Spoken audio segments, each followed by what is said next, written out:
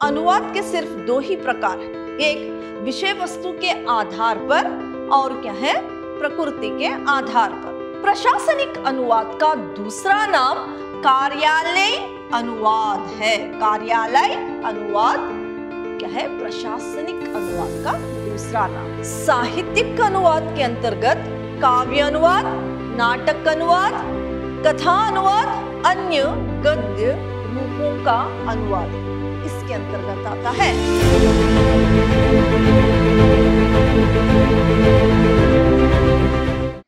प्रणाम, मैं Rihanna S, अति उत्तम विद्याश्रम की हिंदी प्रवक्ता। मेरे बीबीए के 3rd सेमेस्टर के जितने भी विद्यार्थी हैं, आज मैं आपको जो अनुवाद है उसके प्रकारों के बारे में जानकारी दूंगी। अनुवाद के दो प्रकार हैं, एक विषय वस्तु के आधार पर और दूसरा प्रकृति के आधार पर। तो पहले हम यहाँ पर देखेंगे कि विषय वस्तु के आधार पर क्या है, इसके भी विषय वस्तु के आधार के अंतर्गत दो क्या है प्रकार हैं, एक साहित्यिक अनुवाद, एक साहित्येतर अनुवाद।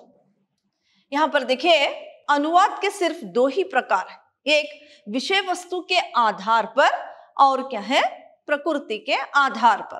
तो विषय वस्तु के आधार जो है उसमें भी दो प्रकार है, एक साहित्यिक क्या है, साहित्यिक अनुवाद, दूसरा साहित्येतर अनुवाद। पहले हम देखेंगे कि साहित्यिक अनुवाद। यहाँ पर देखिए, साहित्यिक अनुवाद के 4 प्रकार हैं, एक काव्यानुवाद, दूसरा नाटक अनुवाद और कथा अनुवाद और अन्य गद्य के रूप का अनुवाद। साहित्यिक अनुवाद के अंतर्गत काव्य अनुवाद, नाटक अनुवाद, कथा अनुवाद, अन्य गद्य रूपों का अनुवाद इसके अंतर्गत आता है। तो साहित्येतर, साहित्य को छोड़कर जो दूसरा अनुवाद करते हैं वो साहित्येतर अनुवाद। तो उसके अंतर्गत 5 प्रकार है। पहला वैज्ञानिक एवं तकनीकी अनुवाद, टेक्नोलॉजी, वैज्ञानिक एवं तकनीकी अनुवाद, वाणिज्य अनुवाद, फिर क्या है मानविकी समाज शास्त्र का अनुवाद और प्रशासनिक एवं कानूनी अनुवाद, फिर है संचार माध्यमों का सामग्री का अनुवाद। ये सब क्या है, साहित्येतर अनुवाद के अंतर्गत आता है। तो यहाँ पर देखिए, प्रकृति के आधार पर इसमें भी 8 भेद है। तो पहला है शब्द अनुवाद, भाव अनुवाद, छाया अनुवाद, फिर क्या है सारानुवाद, फिर व्याख्या अनुवाद, आशु अनुवाद, आदर्श अनुवाद और रूपांतरण। ये प्रकृति के आधार पर 8 जो प्रकार है। तो पहले आज हम जो साहित्यिक अनुवाद है उसके अंतर्गत जो 4 प्रकार है उसके बारे में क्या है जानेंगे। पहले हम साहित्यिक अनुवाद के अंतर्गत काव्य अनुवाद के बारे में जानेंगे। काव्य अनुवाद, काव्य अनुवाद में जो कविता है, जो स्रोत भाषा में यानी सोर्स लैंग्वेज में लिखी गई कविता जो है वो क्या है, लक्ष्य भाषा में यानी जो टारगेट लैंग्वेज है, इसमें रूपांतरण ही, इसे रूपांतरण करना या उसका यानी रूपांतरण करना, अनुवाद करना ही काव्य अनुवाद कहलाता है। यह आवश्यकता के अनुसार गद्य, पद्य एवं मुक्त छंद में किया जा सकता है। जो भी आवश्यकता पड़ती है उसके अनुसार, चाहे वो गद्य हो या पद्य हो, चाहे गद्य में भी कविता का ट्रांसलेट किया जा सकता है या पद्य को एवं पद्य जो है उसका ट्रांसलेट, जो काव्य है यानी पद्य जो है उसका अनुवाद जो है वो, चाहे एवं मुक्त छंद, ये सब का अनुवाद किया जा सकता है काव्य अनुवाद के अंतर्गत। तो होमर के महाकाव्य, यहाँ पर देखिए कुछ उदाहरण दिए गए हैं, जैसे कि होमर के महाकाव्य इलियड, जो होमर का महाकाव्य है इलियड, और कालिदास का महाकाव्य है मेघदूत, और जो ऋतु संहार जो एवं कालिदास का ही ये ऋतु संहार जो है इसके अच्छे उदाहरण है, जो काव्य का दूसरी भाषा में क्या है अनुवाद किया गया है, जो कि होमर के महाकाव्य जो था इलियड और कालिदास का जो मेघदूत और क्या है मेघदूत और जो है ऋतु संहार, ये क्या है इस काव्य अनुवाद के लिए अच्छा उदाहरण है। तो काव्य अनुवाद सिर्फ इतना ही है कि जो कविता है वो सोर्स लैंग्वेज से, यानी जो स्रोत भाषा, जो मूल भाषा है उसे लक्ष्य भाषा में यानी दूसरी भाषा में ट्रांसलेट करना यानी उसका अनुवाद करना ही काव्य अनुवाद कहलाता है। इसके लिए अच्छा उदाहरण कालिदास की लिखी हुई मेघदूत और ऋतु संहार, और क्या है होमर ने जो लिखा है इलियड, ये इसके लिए अच्छा उदाहरण है। तो आगे हम देखेंगे नाटक अनुवाद क्या है। नाटक अनुवाद किसी भी नाट्य कृति को, कोई भी एक नाटक की जो कृति होती है वो नाटक के रूप में ही अनुवाद करना नाटक अनुवाद कहलाता है। देखिए जो नाटक है, जो ड्रामा है, उसका अनुवाद ड्रामा की ही तरह, नाट्य यानी नाटक, ड्रामा जो है नाटक की तरह ही, ड्रामा की तरह ही दूसरी भाषा में क्या है अनुवाद करना, यानी जो लक्ष्य भाषा है उसमें अनुवाद करना ही नाटक अनुवाद कहलाता है या नाट्य अनुवाद कहलाता है।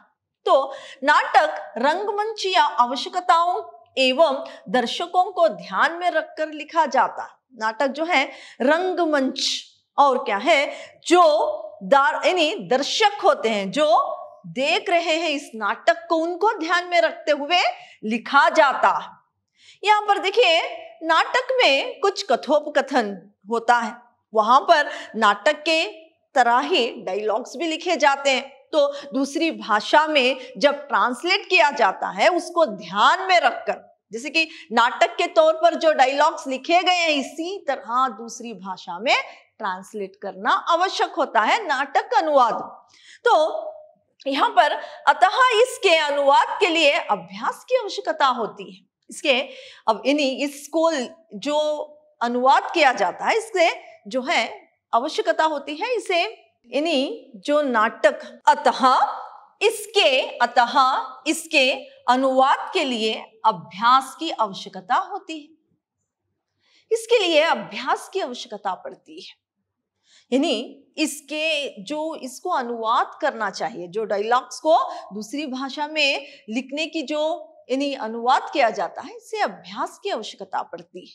संस्कृत के कुछ नाटक जो है वो हिंदी में अनुवाद किया गया है, तथा शेक्सपियर का जो क्या है नाटक है उसे भी अन्य भाषाओं में, विभिन्न भाषाओं में क्या है उसे अनुवाद किया गया है। इसके लिए एक अच्छा उदाहरण है नाटक अनुवाद के लिए। तो आगे हम देखेंगे कथा अनुवाद। कथा यानी स्टोरी, यानी कहानी, जो कहानी का अनुवाद होता है वही कथा अनुवाद है। तो कथा अनुवाद के अंतर्गत कहानियों एवं उपन्यासों के रूप में ही, कहानियों और उपन्यास के रूप में ही अनुवाद किया जाता है। कोई भी एक कहानी को जो मूल जो लिखा गया, जो स्रोत भाषा में लिखी गई है, कोई भी कहानी हो या उपन्यास, तो क्या है उसे जो सोर्स लैंग्वेज में लिखी हुई कोई भी स्टोरी हो, कहानी हो या उपन्यास हो, उसे टारगेट क्या है लैंग्वेज में लिखना ही क्या है कथा अनुवाद कहलाता है। तो कहानी को दूसरी भाषा में अनुवाद करना, जो एक मूल भाषा में लिखी हुई कहानी को एक क्या है दूसरी भाषा में अनुवाद करना ही क्या कहलाता है, कथा अनुवाद कहलाता है। तो विश्व प्रसिद्ध उपन्यासों एवं कहानियों के अनुवाद काफी प्रचलित एवं लोकप्रिय है। विश्व प्रसिद्ध, जो विश्व में प्रसिद्ध है, बहुत सारी कहानियां, बहुत सारे उपन्यास। तो ये जो है प्रचलित जो है ये अन्य अन्य भाषाओं में क्या है ट्रांसलेट हो चुके हैं, अन्य अन्य भाषाओं में अनुवाद किया गया। ये इसके लिए इन्हीं बहुत सारे वो प्रचलित भी है, क्योंकि हर एक क्षेत्र का, हर एक प्रांत का जो भी लोग होते हैं उनकी अपनी ही एक भाषा होती है। तो ये हम क्या है उन भाषाओं में क्या है ये जो कहानियां हो या उपन्यास हो ट्रांसलेट करने से उनको बहुत अच्छी तरह से वो पढ़ने में आसानी भी होती है, समझने बहुत अच्छी तरह से समझने में भी उनको आसानी होती है। इसीलिए जो भी कहानियां या उपन्यास जो बहुत इन्हीं अनुवाद किए गए हैं ये सब प्रचलित हुए हैं और बहुत ज्यादा ही लोगों को पसंद भी आई है। तो मोपासा एवं प्रेमचंद की कहानियों का दुनिया की विभिन्न भाषाओं में अनुवाद हुआ है। जैसे कि जो प्रेमचंद जी हैं, जो उपन्यास सम्राट कहलाते हैं, मुंशी प्रेमचंद जी, और क्या है मोपासा जो है, मोपासा एवं प्रेमचंद की जो कहानियां ये क्या है दुनिया की दुनिया की विभिन्न भाषाओं में अनुवाद किया गया है। इनकी कहानियों को, इनके उपन्यासों को विभिन्न भाषाओं में अनुवाद किया गया है। रूसी उपन्यास माँ, अंग्रेजी उपन्यास लेडी जेटली का प्रेमी तथा हिंदी के गोदान त्यागपत्र तथा नदी के द्वीप का विभिन्न भाषाओं में अनुवाद हुआ है। तो यहाँ पर देखिए रूसी भाषा का जो एक उपन्यास है जिसका नाम माँ है, माँ, ये जो है अन्य भाषाओं में भी अनुवाद हुआ है, इसके लिए अच्छा उदाहरण है। और अंग्रेजी उपन्यास क्या है लेडी जेटली का प्रेमी, लेडी जेटली का प्रेमी तथा हिंदी का जो प्रेमचंद जी ने लिखा है गोदान त्यागपत्र तथा नदी के द्वीप, ये सारे जो भी कहानियां हैं, उपन्यास हैं, ये सारे विश्व प्रसिद्ध हैं, यानी ये सब विभिन्न भाषाओं में क्या है अनुवाद हो चुके हैं। अब हम जानेंगे अन्य गद्य रूपों का अनुवाद। यहां पर देखिए अन्य गद्य यानी कहानी, कविता, और क्या है कहानी छोड़कर, कविता छोड़कर, उपन्यास छोड़कर, ये अभी क्या है नाटक छोड़कर जो अन्य है, जैसे कि यहां पर देखिए रेखा चित्र, निबंध, संस्मरण और क्या है रिपोर्टाज, डायरी एवं आत्मकथा आदि के अनुवाद आते हैं। इसके अंतर्गत क्या है, इसके अंतर्गत जो अन्य गद्य है वो है रेखा चित्र, निबंध और संस्मरण, फिर क्या है रिपोर्टाज और डायरी एवं आत्मकथा, ये सब अन्य गद्य के अंतर्गत आते हैं, अन्य गद्य के अंतर्गत आते हैं। तो ये सब का अनुवाद जो दूसरी भाषा में होता है वो अन्य गद्य रूप का अनुवाद कहलाता है, जो कि लक्ष्य भाषा से क्या है, जो कि स्रोत भाषा से लक्ष्य भाषा में अनुवाद होता है, तो उसके अंतर्गत ये आता है। तो यहाँ पर देखिए पंडित जवाहरलाल नेहरू की कृति डिस्कवरी ऑफ इंडिया, जो पंडित जवाहरलाल नेहरू जी ने लिखी है, जिसका नाम है, जिस कृति का नाम है डिस्कवरी ऑफ इंडिया, तथा महात्मा गांधी एवं हरिवंश राय बच्चन की आत्मकथाएं। यहाँ पर महात्मा गांधी जी और जो हरिवंश राय बच्चन जी की जो आत्मकथा, इसका भी विभिन्न भाषाओं में अनुवाद हुआ है।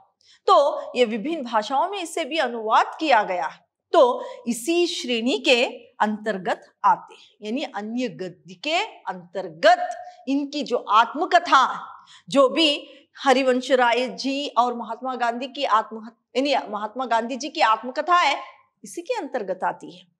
यहाँ पर यह है अन्य गद्य रूपों का अनुवाद। यहाँ पर हमने अभी देखा साहित्यिक अनुवाद के अंतर्गत जो 4 प्रकार हैं उसके बारे में। तो अब हम देखेंगे कि साहित्येतर अनुवाद के अंतर्गत, साहित्येतर अनुवाद के अंतर्गत देखिए पहले आता है वैज्ञानिक एवं तकनीकी सामग्री के अनुवाद, वैज्ञानिक एवं तकनीकी यानी टेक्नोलॉजी, वैज्ञानिक और एवं तकनीकी टेक्नोलॉजी।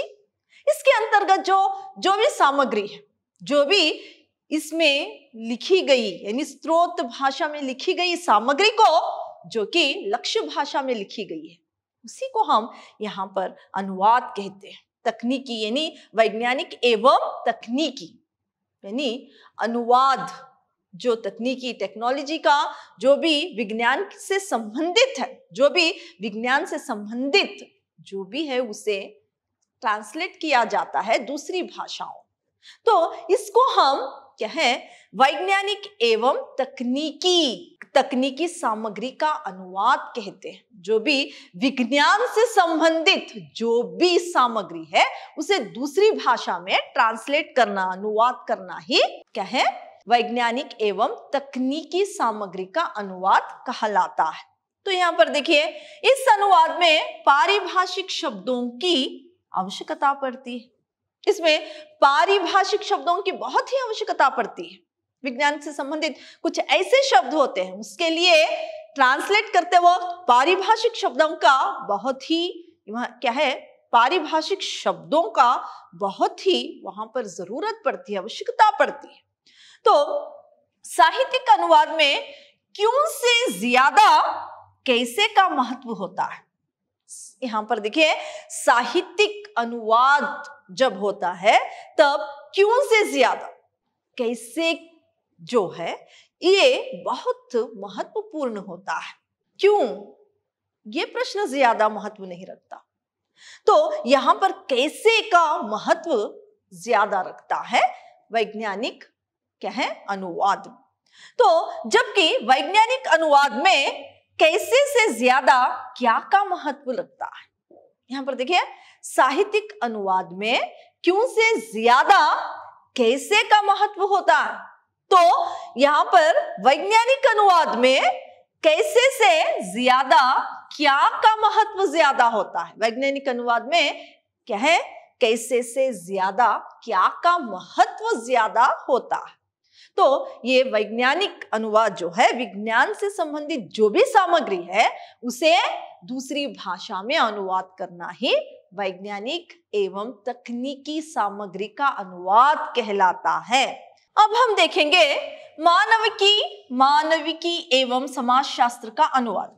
मानविकी एवं समाजशास्त्र से संबंधित सामग्रियों के अनुवाद के लिए अनुवादक का विषय ज्ञान अत्यंत महत्वपूर्ण होता है। देखिए, ये अनुवाद करते वक्त समाजशास्त्र का अनुवाद, मानविकी एवं समाजशास्त्र यानी समाज से संबंधित जो भी बातें हैं उसका अनुवाद जो दूसरी भाषा में किया जाता है, तब जो अनुवादक होता है उसे बहुत ज्यादा ही ज्ञान होना चाहिए, नॉलेज होनी चाहिए, तभी ये जो अनुवाद है वो कर सकता है। तो यहाँ पर यानी समाजशास्त्र और मानविकी जो भी इनसे संबंधित जो भी सामग्री है दूसरी भाषा में अनुवाद करना ही क्या है, मानविकी एवं समाजशास्त्र का अनुवाद कहलाता है। यह अनुवाद करते वक्त क्या है, बहुत ज्यादा ही अनुवादक को नॉलेज होनी चाहिए, बहुत ज्यादा ही उसमें ज्ञान होना चाहिए। और यानी इस विषय में क्या है, उससे अत्यंत महत्वपूर्ण यानी ये जो है, इस विषय में ज्ञान जो है अत्यंत महत्वपूर्ण होता है। इस तरह का अनुवाद अनुसंधान, सर्वेक्षण और परियोजना एवं शैक्षिक आवश्यकता की दृष्टि से महत्वपूर्ण होता है। यानी इस तरह का जो अनुवाद होता है वो अनुसंधान, रिसर्च, अनुवादक यानी अनुसंधान, रिसर्च, सर्वेक्षण और परियोजना एवं शैक्षिक आवश्यकता की दृष्टि से जो है बहुत ज्यादा ही ये महत्वपूर्ण रखता है। इस तरह के अनुवाद में सरलता एवं स्पष्टता अपेक्षित होती है। इस तरह के अनुवाद में जो भी शब्द ट्रांसलेट जा रहा है वो बहुत ज्यादा ही सरल हो और क्या है, स्पष्ट हो, स्पष्ट तरीके से लिखा गया हो। इसीलिए इसमें अनुवादक को क्या है, ज्ञान की आवश्यकता ज्यादा पड़ती है, उसे बहुत ज्यादा ज्ञान रहना चाहिए इस विषय में। तो ये रहा मानविकी और समाजशास्त्र से संबंधित अनुवाद। प्रशासनिक अनुवाद। प्रशासनिक अनुवाद से तात्पर्य है कि यह अनुवाद जिसमें एक भाषा की प्रशासन संबंधी सामग्री को दूसरी भाषा में परिवर्तित करना। एक जो भी एक प्रशासन है उसके संबंधित कुछ ऐसी बातों को दूसरी भाषा में, उसकी सामग्री को, प्रशासनिक संबंधी सामग्री को दूसरी भाषा में परिवर्तित करना ही प्रशासनिक अनुवाद कहा जाता है। प्रशासनिक अनुवाद का दूसरा नाम कार्यालय अनुवाद है। कार्यालय अनुवाद क्या है, प्रशासनिक अनुवाद का दूसरा नाम है। यहां पर देखिए, इस अनुवाद के अंतर्गत प्रशासन के सभी कागजात, सरकारी पत्र, परिपत्र, सूचनाएं, आदि सूचनाएं, नियम, अधिनियम, प्रेस विज्ञप्तियां आदि आते हैं।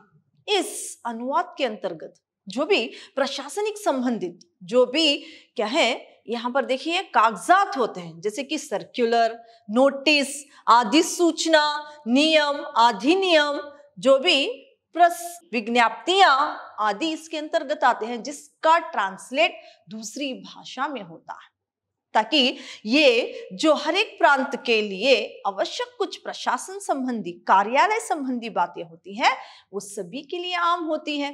तो उन जो जो अलग अलग प्रांतों में होती हैं, रहते हैं, उनको ये जो बातें हैं उनको भी बताने के लिए इस अनुवाद का यहाँ पर ये अनुवाद क्या है, बहुत ही आवश्यक होता है। तो कार्यालय में अनुवाद का प्रशासनिक अनुवाद जो है बहुत ही आवश्यक है। तो यहाँ पर ये सब अनुवाद जो है क्या है, जो भी प्रशासनिक संबंधी सामग्री है वो दूसरी भाषा में ट्रांसलेट किया जाता है, अनुवाद किया जाता है, ये बहुत ही आवश्यक है। तो आगे देखिए, केंद्र सरकार, राज्य सरकार, संसद, विभिन्न मंत्रालय आदि में द्विभाषी तथा बहुभाषी स्थिति के कारण प्रशासनिक अनुवाद के बिना काम नहीं चलता।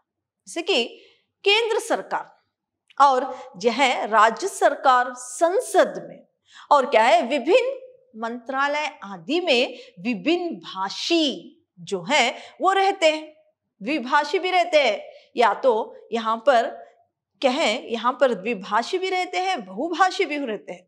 ऐसे लोगों को क्या है, ये सारे जो भी कागजात हैं कार्यालय संबंधी, उसको यहाँ पर अनुवाद करके भेजा जाता है। इस क्षेत्र में अनुवाद बहुत ज्यादा ही अनुवाद की आवश्यकता पड़ती है, बहुत ज्यादा ही अनुवाद का महत्व है। तो इसीलिए क्या है, बिना प्रशासनिक अनुवाद के इस काम का चलना थोड़ा मुश्किल होता है।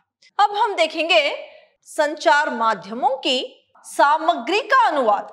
तो वर्तमान युग के संचार माध्यम के मानव विकास में अपना महत्वपूर्ण योगदान किया है। देखिए, संचार माध्यमों, जो भी संचार माध्यम है, जैसे कि संचार माध्यम आए दिन जो हमारे घर बैठे सारे देश यानी सारे देशों की खबरें हमारे तक पहुंचती है, सारे देश की खबर हम जानते हैं, अपने देश में भी क्या हो रहा है, इस सारे जो माध्यम है, जो ये इस क्षेत्र में अनुवाद का क्या महत्व है, इसके बारे में देख रहे हैं अभी हम। तो संचार माध्यमों में जो मानव विकास हो रहा, वो विकास में अपना महत्वपूर्ण योगदान देता है ये अनुवाद।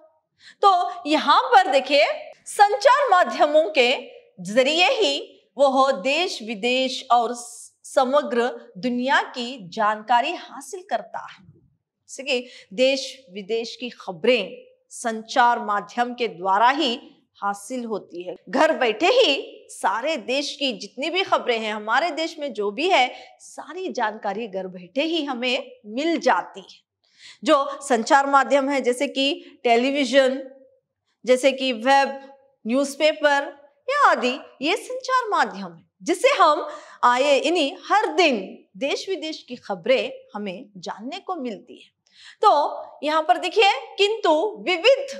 किंतु विविध देशों में विविध भाषाएं होने के कारण संचार माध्यम की सामग्री का अनुवाद महत्वपूर्ण बना हुआ है। तो यहाँ पर देखिए, यानी विविध देशों में विविध भाषा है और सभी को उन भाषाओं में, ताकि वो पढ़कर सरलता से ग्रहण कर सके, उस विचार को ले सके, इसीलिए अनुवाद वहां पर बहुत जरूरी है। तो ये जो है, इस क्षेत्र में अनुवाद का बहुत ज्यादा ही महत्व। तो ये सामग्री को अनुवाद यानी किया जाता है। जो भी देश की खबरें हैं, अन्य भाषा में अनुवाद करके उन देशों को वो खबरें भेजी जाती है। इसीलिए इस क्षेत्र में अनुवाद का बहुत ज्यादा ही महत्व है। इस अनुवाद के अंतर्गत मुख्यतः दैनिक समाचार, सभी प्रकार की पत्र पत्रिकाओं, दूरदर्शन तथा आवश्यक यानी आकाशवाणी आदि क्षेत्रों की सामग्री के अनुवाद आते हैं। इन संपर्क माध्यमों में दुनिया के सारे ज्ञान विज्ञान की सामग्री समाहित होती है। तो जो दैनिक समाचार है, सभी प्रकार की पत्र पत्रिकाएं हैं, दूरदर्शन तथा आकाशवाणी आदि क्षेत्रों की जो सामग्री के अनुवाद यहाँ पर होते हैं। तो इन संपर्क माध्यमों में दुनिया के सारे विज्ञान, जो भी ज्ञान विज्ञान की सामग्री समाहित होती है। इसमें राजनीतिक, व्यापार, खेल, विज्ञान, साहित्य आदि के अर्थात जीवन से संबंधित सभी विशेष क्षेत्रों की सामग्री होती है। जो भी खबरें हैं, चाहे वो बिजनेस हो या क्या है, जो भी यहाँ पर नेताओं के बारे में हो या खेल के बारे में हो या विज्ञान संबंधी हो या साहित्य संबंधी हो, सारी खबरें जो हमें आती हैं, ये सब ये जीवन से क्या है, सार्वजनिक जीवन से जो संबंधित होती है, इस सारी विषय क्षेत्रों की सामग्री होती है, इसका अनुवाद किया जाता है। यही क्या है, संचार माध्यमों की सामग्री का अनुवाद।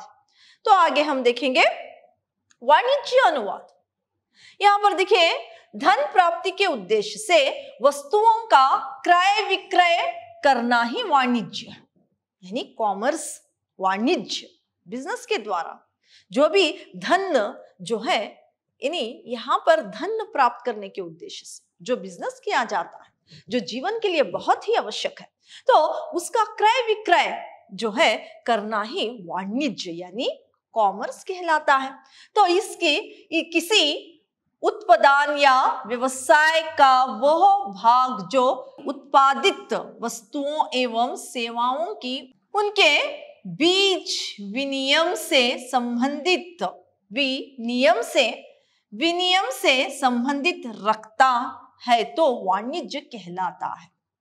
वाणिज्य के अंतर्गत किसी आर्थिक महत्व की वस्तु जैसे सामान, सेवा, सूचना या धन का दो या दो से अधिक व्यक्ति या संस्थाओं के बीच सौदा किया जाता है। तो यहाँ पर देखिए, जो उपभोक्ता है, जो वस्तु खरीदता है, जो वस्तु बेचता है, क्रय विक्रय जो होता है, तो यहाँ पर जो सेवाएं हैं, जो इसके नियम हैं, ये सारी संबंधित जो है वाणिज्य कहलाता है। तो जो भी बिजनेस के संबंधित जो भी आवश्यक बातें रखती है, वो सब क्या है, वही वाणिज्य कहलाता है। तो वाणिज्य के अंतर्गत किसी आर्थिक महत्व की वस्तु जैसे सामान, सेवा, सूचना या धन का दो से अधिक व्यक्ति या संस्थाओं के बीच सौदा किया जाता है। ये क्या है, इसके अंतर्गत जो भी बिजनेस संबंधी जो भी बातें होती हैं, वो भी क्या है, यहाँ पर बिजनेस में बहुत सारे लोग होते हैं, उनकी भी भाषाएं क्या है, अलग अलग होती है।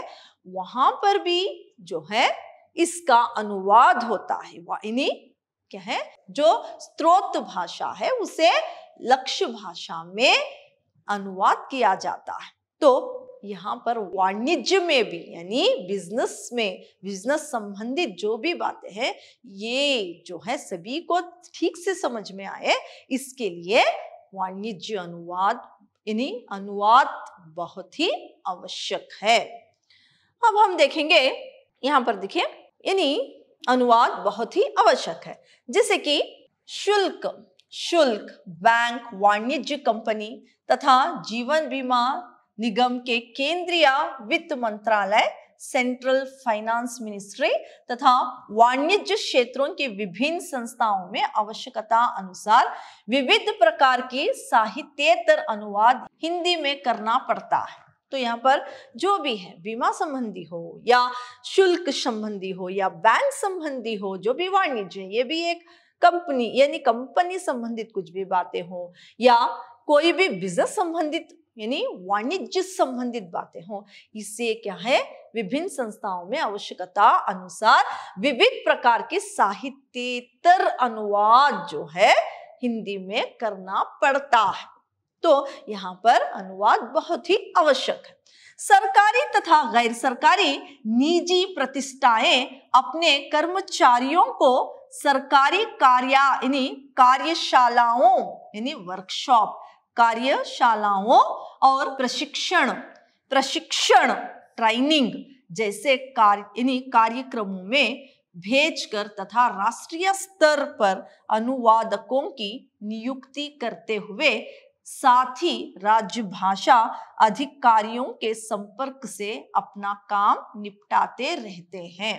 तो यहाँ पर देखिए, जो भी यहाँ पर मौखिक तौर पर हो या लिखित तौर पर जो भी सामग्री होती है उसे वर्कशॉप, चाहे वर्कशॉप हो या क्या है, ऐसी प्रतिष्ठित सरकारी तथा गैर सरकारी निजी जो प्रतिष्ठान यानी प्रतिष्ठाएं अपने कर्मचारियों को सरकारी कार्यशालाओं, प्रशिक्षण जैसे कार्यक्रमों में भेजकर, वहां पर भेजकर, इसे वर्कशॉप में भेजकर या ट्रेनिंग जो दी जाती है वहां पर भेजकर राष्ट्रीय स्तर पर अनुवादकों की नियुक्ति करते हुए, यहाँ पर राष्ट्रीय स्तर पर जो अनुवादक होते हैं उनकी नियुक्ति की जाती है। फिर करते हुए साथ ही राजभाषा अधिकारियों के संपर्क से, और क्या है, जो राजभाषा होती है अधिकारियों के माध्यम से अपना काम निपटाते यहाँ पर इस क्षेत्र में रहते हैं। यानी कौन से क्षेत्र में, वाणिज्य क्षेत्र में अपना काम निपटाते रहते हैं। तो आज मैंने आपको साहित्यिक अनुवाद और साहित्येतर अनुवाद के बारे में जानकारी दी है। अगले सेशन में प्रकृति के आधार पर जो भी इसके भेद हैं या प्रकार हैं इसके बारे में जानकारी दूंगी। धन्यवाद।